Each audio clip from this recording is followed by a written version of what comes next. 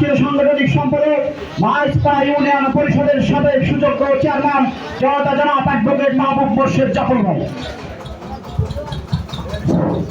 ঐতিহ্যবাহী শেখাটি ইউনিয়নের 4 এবং 5 নম্বর ওয়ার্ড বিএনপি কর্তৃক আয়োজিত আজকের এই হাতিয়ারা বাজারের সন্ধ্যাকালীন এই সভার সম্মানিত সভাপতি, মঞ্চে প্রধান অতিথি হিসেবে উপস্থিত রয়েছেন আপনাদের আমাদের পরিচিত মুখ, নড়াইল জেলা বিএনপির কান্ডারি, নড়াইল জেলা বিএনপির বিপ্লবী সভাপতি, এই 93 নড়াইল 1 সংসদীয় আসনে যিনি বিগত 32 বছর আপনাদের পাশে আছে, আপনাদের সমর্থনের আশায় আমাদের সেই প্রিয় নেতা জনাব আলাল বিশ্বাস জাহাঙ্গীর আলম। মঞ্চে উপবিষ্ট রয়েছেন নড়াইল সদর উপজেলা বিএনপির বিপ্লবী সভাপতি বীর মুক্তিযোদ্ধা জনাব আলাল মুস্তাফিজুর রহমান আলেক। মঞ্চে উপবিষ্ট রয়েছেন নড়াইল সদর উপজেলা বিএনপির সাংগঠনিক সম্পাদক কামরুল ইসলাম।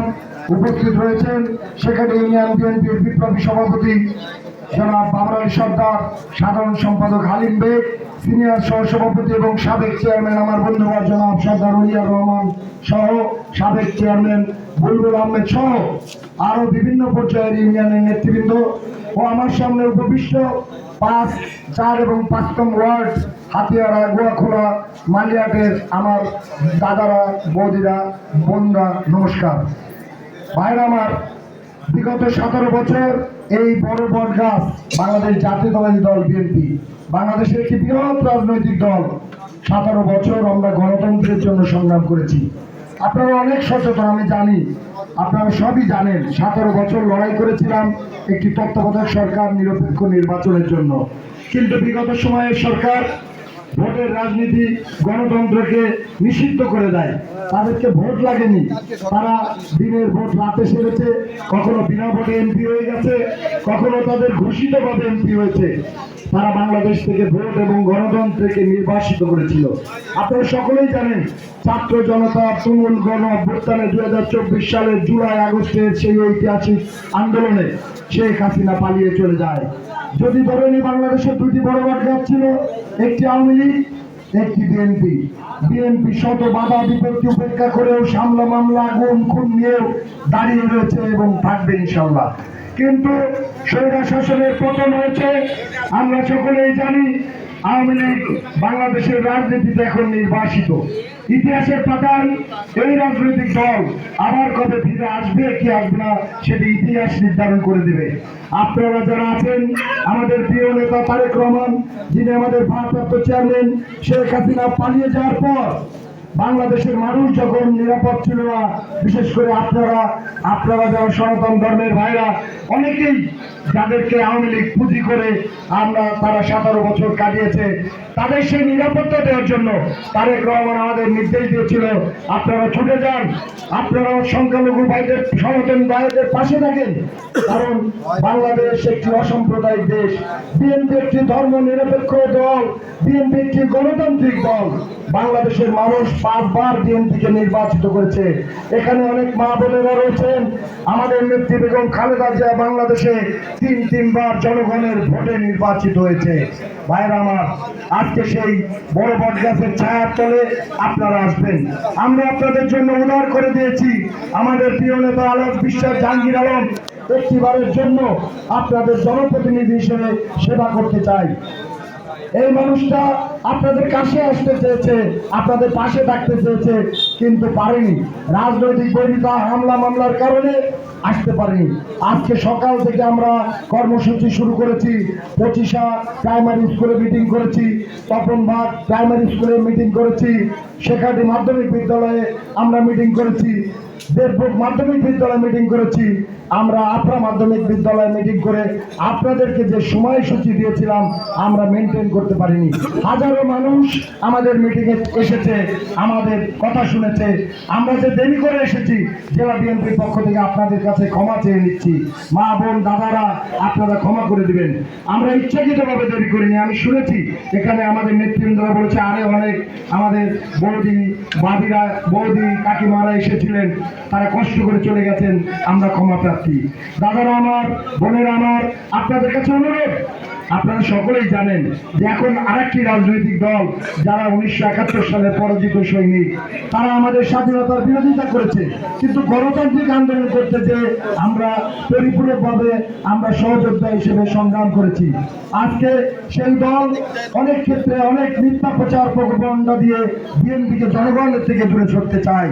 বড় দল হিসেবে বিএনপির মধ্যে ভালো মন্দ দুই একজন খারাপ মানুষ থাকলেও থাকতে পারে, তাদের আচার ব্যবহার চাল চলন কত কোনো কর্মক্ষেত্রে আপনারা যদি কোনো কষ্ট পেয়ে থাকেন আমরা আপনাদের কাছে ক্ষমা প্রার্থী। আবার পাশাপাশি স্পষ্টভাবে একটা কথা বলতে চাই, আমাদের নেতা জাহাঙ্গীর বিশ্বাস বসে আছে, আমাদের নেতা তারেক রহমান নির্দেশ দিয়েছে কোন ধরনের অসামাজিক কর্মকাণ্ড, চাঁদা দখলদারি, কোন ধরনের হামলা মামলা এবং নির্যাতনকারী বিএনপিতে তার জায়গা হবে না, কঠোরভাবে তাদেরকে দমন করা হবে। আপনাদের কাছে বলি, আমাদের নেতৃবৃন্দ বিশেষ করে মুস্তাফিজুর রহমান অনেক প্রবীণ একজন নেতা, আমাদের প্রিয় নেতা আলাদ বিশ্বাস, জাহাঙ্গীর আলম সহ আমরা যারা এখানে উপস্থিত রয়েছি, আপনারা ফোন নাম্বার থাকবে, এই যে কিছুক্ষণ পরে আমাদের যে আপনাদের কমিটি নেব, এই নাম্বারের মাধ্যমে আমাদের নেতৃবৃন্দদেরকে জানাবেন যদি কেউ আপনাদের এই 5 এবং 4 নম্বর ওয়ার্ডে কোন ধরনের গত 5ই আগস্টের পর কোন ধরনের অকারেন্স করে থাকে, যে নীরব কথা আপনারা বুকে নিয়ে বসে আছেন, আপনাদের কাছে করদের অনুরোধ করি আপনারা জানিয়ে দেখেন আমরা কোনো ব্যবস্থা নেই কিনা, আপনারা জানিয়ে দেখেন। তারেক রহমানের স্পষ্ট বার্তা, বাংলাদেশ সকলে, হিন্দু মুসলমান 55,000 বর্গ মাইলের সমান অধিকারের বাসিন্দা। আমাদের রাজনৈতিক দর্শন বাংলাদেশি জাতীয়তাবাদ, সেই বাংলাদেশি জাতীয়তাবাদ হলো এদেশের হিন্দু মুসলমান খ্রিস্টান পাহাড়ি সমতলের সকল মানুষ, যা কিছুক্ষণ আগে আপনাদের এই সন্তান বিলাস বলে গেছে, সেই রাজনীতি হলো বিএনপির রাজনীতি। আমরা দেখেন আমাদের সর্বোচ্চ নীতি নির্ধারক ফোরাম বিএনপি জাতীয় স্থায়ী কমিটি, সেখানে আমাদের একজন নেতা আছে, 18 জনের মধ্যে একজন বাবু গয়েশ্বর চন্দ্র রায়। আমাদের দলের আর এক নেতা রয়েছে বাবু নিতাই রায় চৌধুরী, আমাদের আরো অনেক নেতা রয়েছে। সুতরাং আমরা কখনোই সাম্প্রদায়িক রাজনীতি করি না। বিএনপি একটি উদার গণতান্ত্রিক দল। আমি জানি হাতিয়ারা যে মাটিতে দাঁড়িয়ে আছে, এখানে আমাদের অনেক বন্ধু বান্ধব যারা ডাক্তার ইঞ্জিনিয়ার হয়ে বাংলাদেশের মাটিতে সেবা দেয়, আমরা তাদের প্রতি বিনম্র শ্রদ্ধা জানাই। আপনাদের ভাই, আপনাদের সন্তানরা বাংলাদেশ করার জন্য অনেক অবদান রাখে। রাজনৈতিকভাবে 17 বছর না স্বাধীনতার পর থেকে হিন্দু ভাইদেরকে একটা নিজস্ব সম্পত্তি মনে করে আওয়ামী লীগ আপনাদের দিয়ে আপনাদের কাছকে কুক্ষিগত করে রেখেছে। রাজনীতিতে সে মুক্ত গণতান্ত্রিক চর্চা করতে দেয়নি। একটিবারের জন্য বলি, তারেক রহমান হাত প্রসারিত করেছে সেই বড় বড় গাছের ছায়ার তলে। আপনারা আসুন, আপনাদের নিরাপত্তা, আপনাদের উন্নয়ন, আপনাদের অগ্রগতি, আপনাদের সুখ দুঃখে আমরা থাকতে চাই। ভাইরা আমার, বোনেরা আমার, আপনারা আগামী নির্বাচনে ভুল করবেন না। আপনারা মনে করবেন এটা একটি চ্যালেঞ্জিং নির্বাচন, এই নির্বাচনে আপনারা কেন্দ্রে আসবেন। আমাদের প্রতীক ধানের শীষ, আমাদের প্রার্থী হবে আলাদ বিশ্বাস, যে আগের আলো ইনশাল্লাহ। আপনারা সকলে আমাদের সাথে আসুন, আমরা আপনাদেরকে একটু কাছে পেতে চাই, আপনাদের সুখ দুঃখে থাকতে চাই। উদারভাবে গণতান্ত্রিক মন নিয়ে আপনারা আমরা নির্বিশেষে রাজনীতি করব।